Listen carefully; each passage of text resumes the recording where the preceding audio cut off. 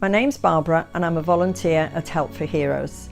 I served in the WRAF in the 1960s and was an army wife for 30 years.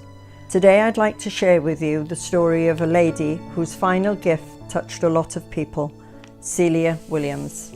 Celia's father Thomas joined the army in World War I. He was commissioned to the Royal Flying Corps, which became the RAF in 1918.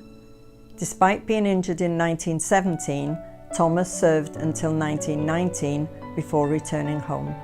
3 years later, Thomas married his sweetheart Clara.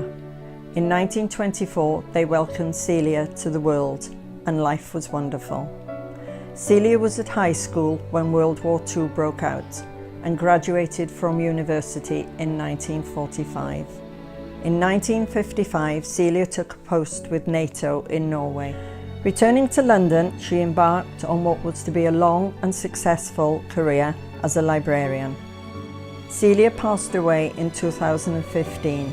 With characteristic responsibility and a sense of duty, she left a gift in her will to support those who serve just as her father did 100 years ago.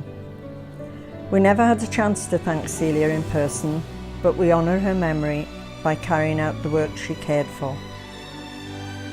I was proud to serve my country, and now I'm proud to be part of Celia's legacy.